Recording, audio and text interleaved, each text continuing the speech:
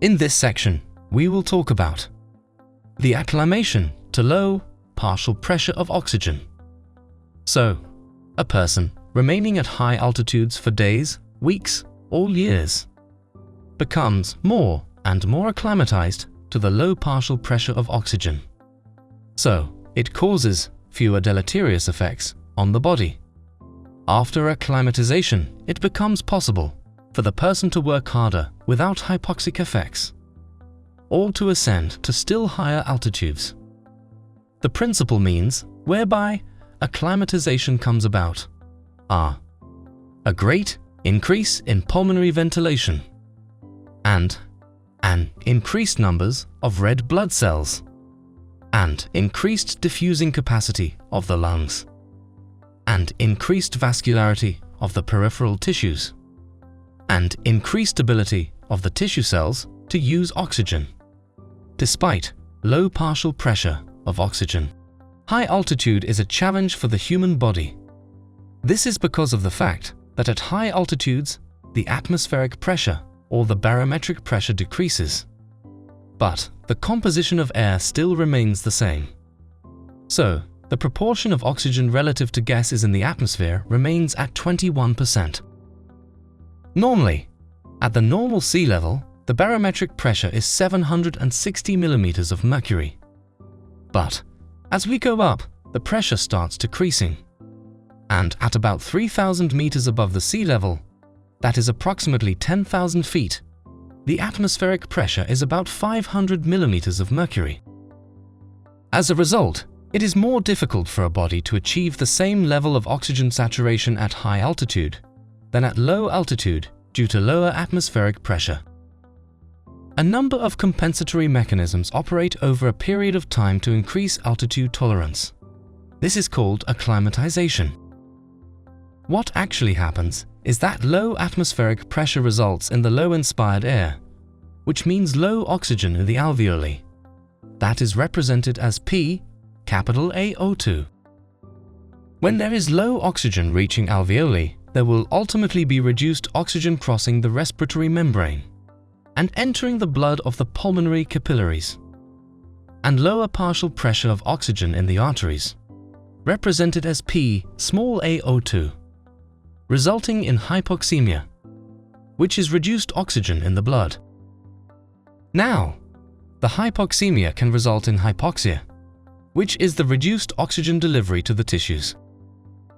Well, the hypoxemia is detected by the peripheral chemoreceptors.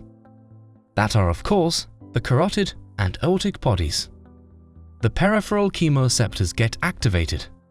What they do is that they stimulate the respiratory centers. They compensate a hypoxia by increasing the ventilation, thus resulting in hyperventilation. So, more gaseous exchange occurs, increasing the oxygen entering the capillaries, and carbon dioxide leave the capillaries, entering the alveoli, from where it is exhaled out.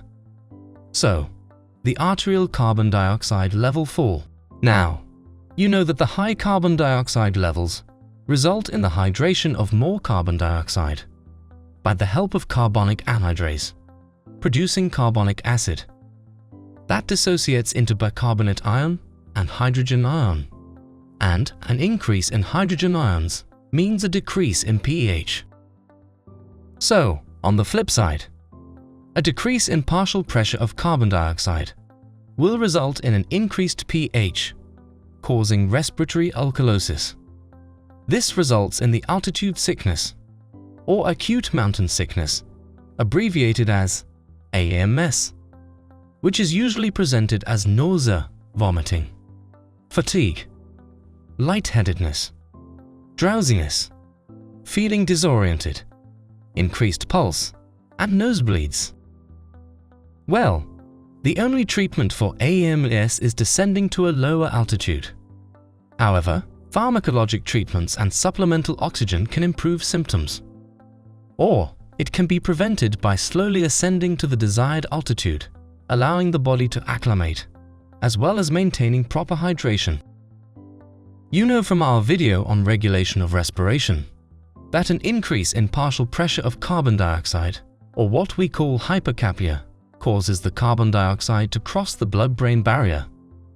There, it undergoes hydration in presence of carbonic anhydrase, forming carbonic acid.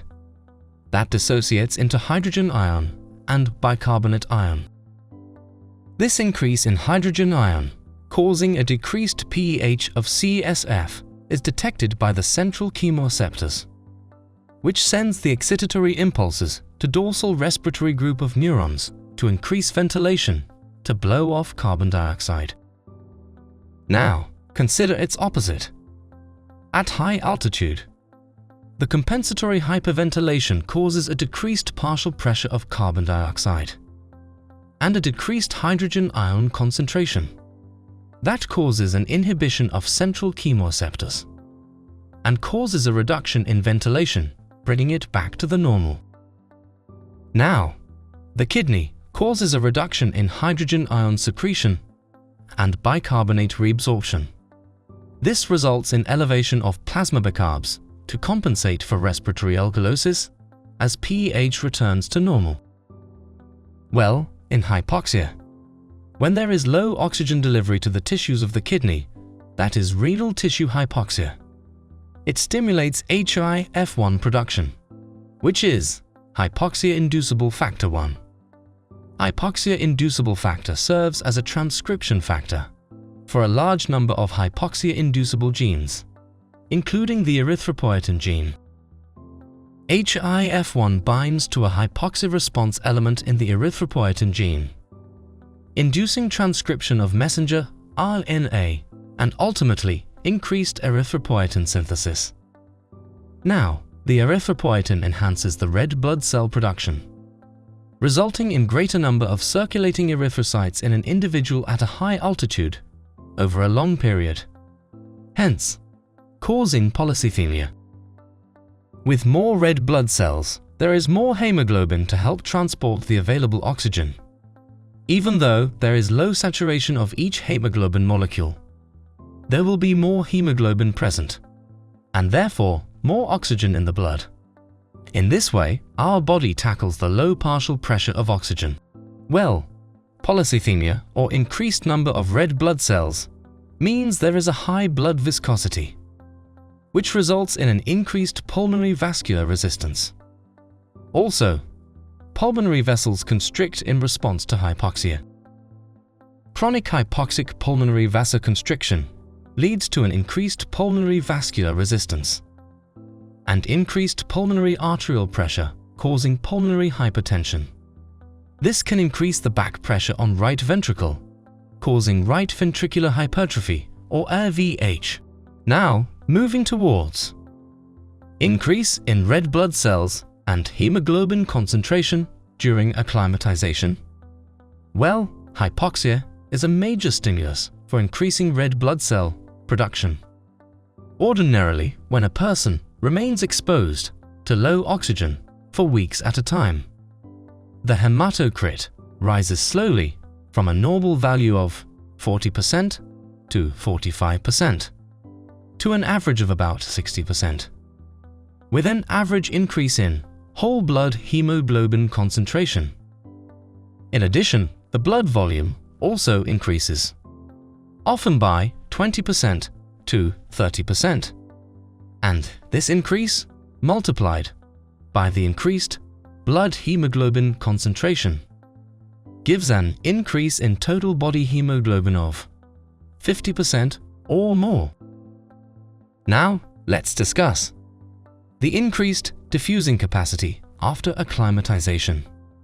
The normal diffusing capacity for oxygen through the pulmonary membrane is about 21 milliliter per millimeter of mercury per minute. And this diffusing capacity can increase as much as threefold during exercise. A similar increase in diffusing capacity occurs at high altitudes. Part of the increase results from increased pulmonary capillary blood volume, which expands the capillaries and increases the surface area through which oxygen can diffuse into the blood. Another part of this increase results from an increase in lung air volume, which expands the surface area of the alveolar capillary interface still more. A final part results from an increase in pulmonary arterial blood pressure, which forces blood into greater numbers of alveolar capillaries than normal, especially in the upper parts of the lungs, which are poorly perfused under usual conditions. Now let's discuss. The peripheral circulatory system changes during acclimatization. The cardiac output often increases as much as 30% immediately after a person ascends to a high altitude, but then decreases back toward normal over a period of weeks as the blood hematocrit increases. So, the amount of oxygen transported to the peripheral body tissues remains about normal. Another circulatory adaptation is growth of increased numbers of systemic circulatory capillaries in the non-pulmonary tissues, called angiogenesis. This adaptation occurs especially in animals born and bred at high altitudes, but less so in animals that become exposed to high altitudes later in life. In active tissues exposed to chronic hypoxia, the increase in capillarity is especially marked.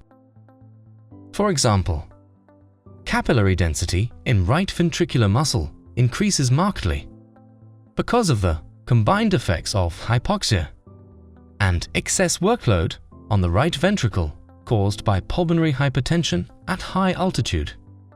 Moving towards cellular acclimatization. In animals native to altitudes of 13,000 to 17,000 feet, cell mitochondria and cellular oxidative enzyme systems are slightly more plentiful than in sea-level inhabitants. Therefore, it is presumed that the tissue cells of high altitude, acclimatized human beings, also can use oxygen more effectively than can their sea-level counterparts. This was all about this section. In our next section, Dr. Jude will join us and help us in understanding natural acclimation of native people living at high altitude.